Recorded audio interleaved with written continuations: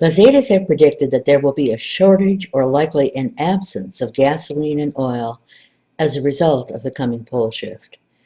Pipelines will break and oil wells will rupture and refineries will explode. An alternative to gasoline is wood gas. Here's a quick overview of this process. If one heats oil in a closed container, you get water coming off first, then wood gas, and ultimately you are left with charcoal in the container. Wood gas is highly flammable vapor.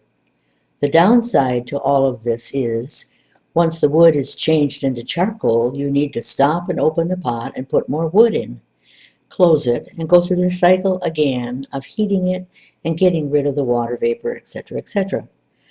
Also, once you are out of wood, you will have to wait until something grows. End of the quote.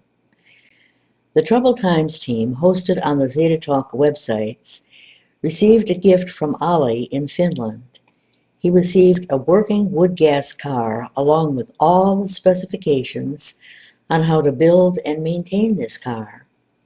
Ali states, and I quote, "I have and use wood gas. My cousin got a wood gas-powered car as a gift a couple of months ago.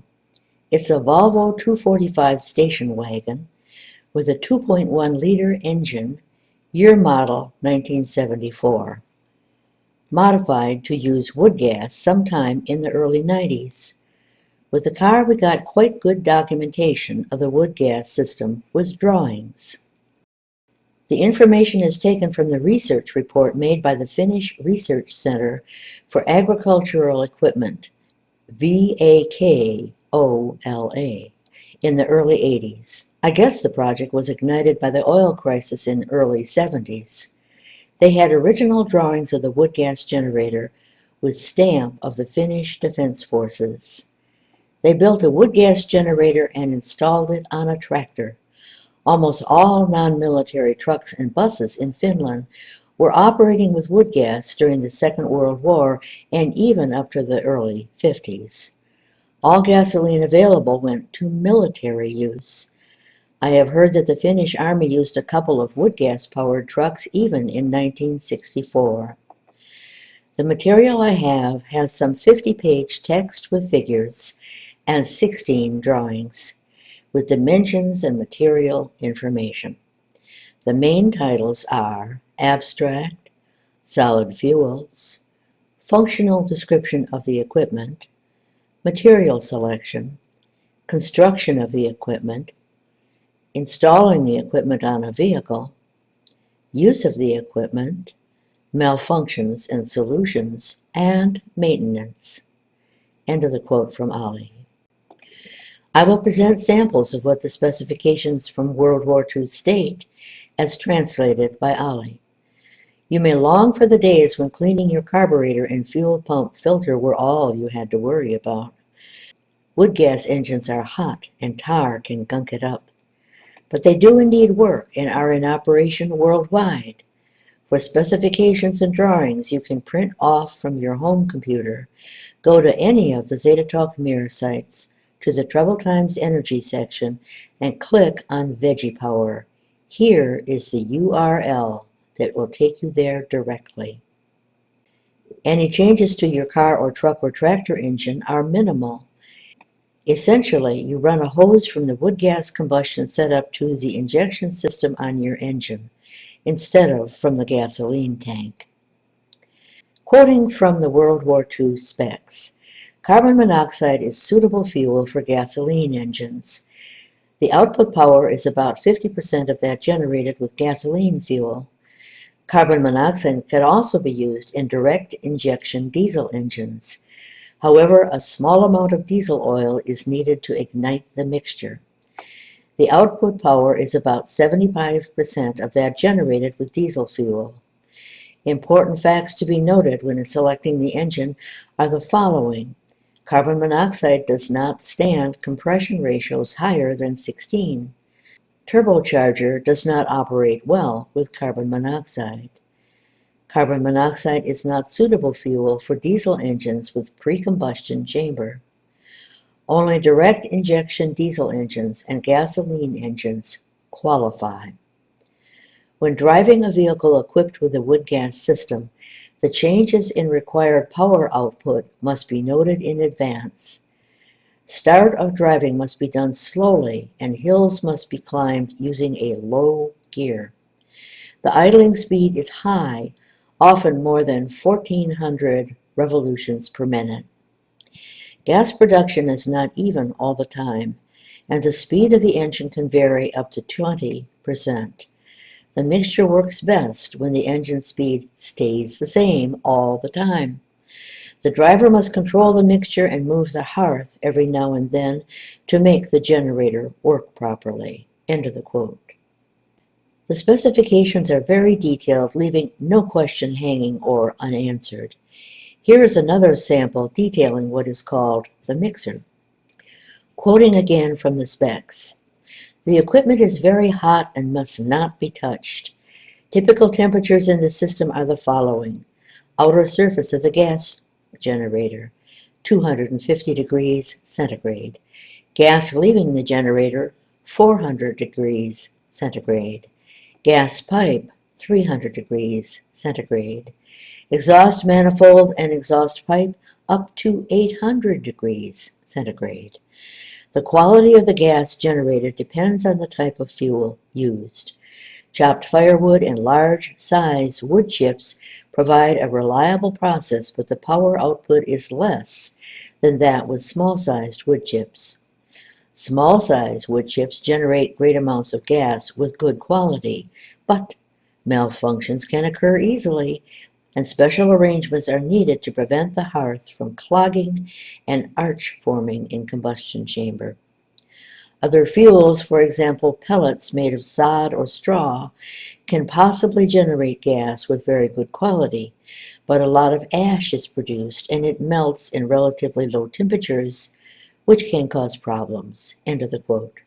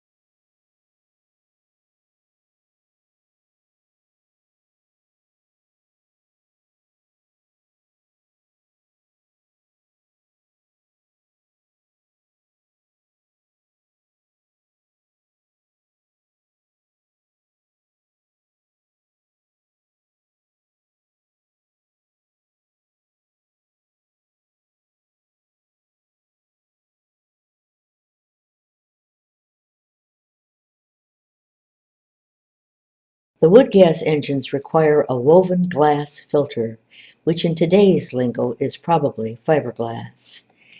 The gas generating equipment is simple and can be easily manufactured using common tools and materials. The only special material is the woven glass fabric used in the gas filter. When steel with good quality is used, the lifetime of the parts is longer. No mechanical cleaning is possible because the fabric will easily be torn or wore out. An acceptable cleaning effect is achieved when a thin layer of charcoal dust is left on the surface of the fabric and only the thickest layers are removed without touching the fabric itself. On the ends of the filter plate are mounted supporting bars on which the cleaning frame leans. The cleaning frame is moved up and down by hand between the filter plates. The weekly maintenance includes cleaning the filter and removing the ash between the maintenance hatch. The cleaning must not be neglected even though it is a dirty task. The cold ambient temperature of the filter housing and the gas pipes must be thermetically insulated to prevent the moisture in the gas from condensing on the filter element fabric surface. The filter element is made of woven glass fabric which can stand temperatures up to 500 degrees centigrade. For the filter to work properly, it is essential that the gas cannot enter the collection chamber in the upper end of the filter by any other route than through the fabric. To ensure that this does not happen, the fabrics are sewed multiple times and the joints between the supporting rods and the hanging grid are secured with high-temperature resistant glue. Besides the gas tightness, it is important that there is a spark trap installed between the gas generator and the filter. A small cyclone serves best as a spark trap. The glowing charcoal particles drop onto the bottom of the cyclone and cannot enter the filter. End of the quote from the specs. Apparently, a wood gas engine can burn just about anything, but dry wood is considered the best fuel. Wood gas engines are using the products of incomplete combustion, and some of these products can be toxic. Thus, starting up your engine should be done out of doors. Quoting the specs, sod is not proper fuel for a gas generator. It produces much ash, which melts on the hearth and clogs it after a while. Pelted straw can be used as a fuel in a gas generator. The properties of straw vary from crops to crop. The most recommended fuels for a forward flow gas generator are wood-based fuels. Gas with the best quality is produced from charcoal.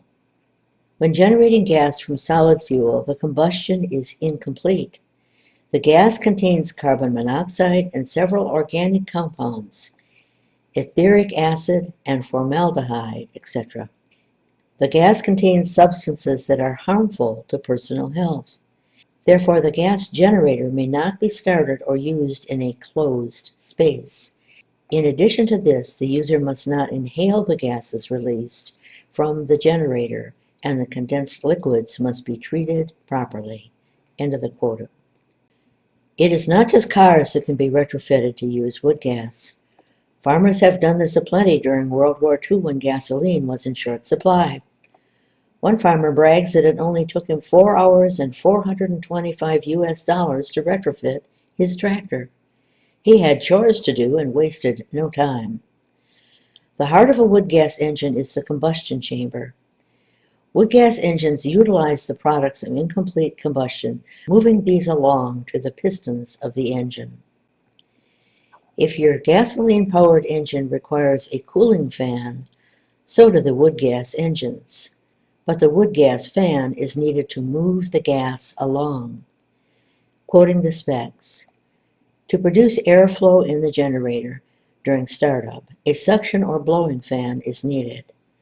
A fan with a power of 200 to 300 watts and producing 12 kp under or over pressure meets the requirements.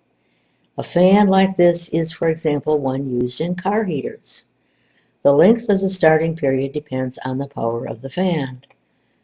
1,000 watts equals 1 minute, 1,000 watts equals 15 minutes.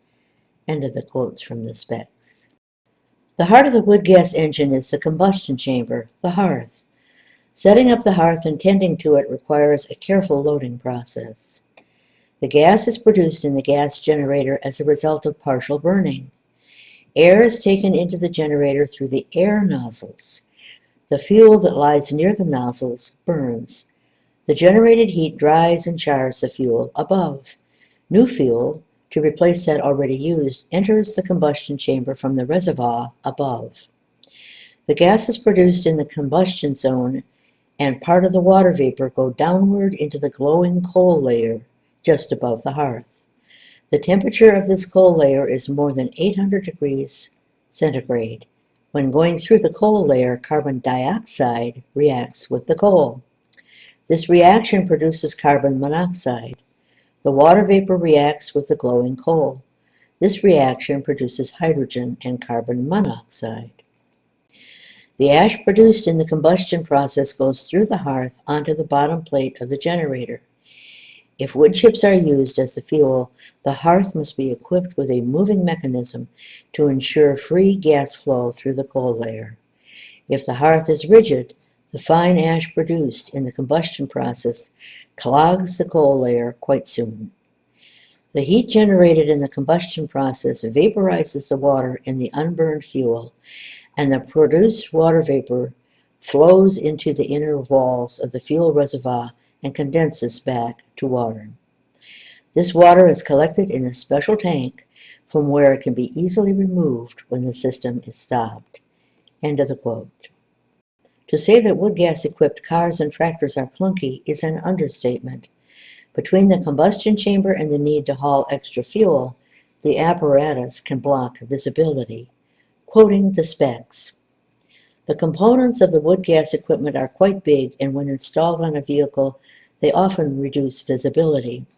In general, the installation on vehicles of different types can be made in the following way. In a truck, the generator is installed behind the cabin. Auxiliary fuel can be placed on the cabin roof. In a car, the equipment is installed on a trailer, and auxiliary fuel can be placed on a trailer." End of the quote. Because the technical specs are so detailed, we encourage those interested in retrofitting a car or tractor for wood gas to print off the translations done by Ollie, which can be found on the aforementioned energy section of the Trouble Times material on the Zeta Talk website. Ollie has provided drawings too from these specifications. To give you a taste of the completeness of the instruction, I will give you a whirlwind tour through some of the parts involved. Quoting the specs, "The main problem with producing wood gas for an internal combustion engine, known as an ICE, is to produce gas without tar and acids.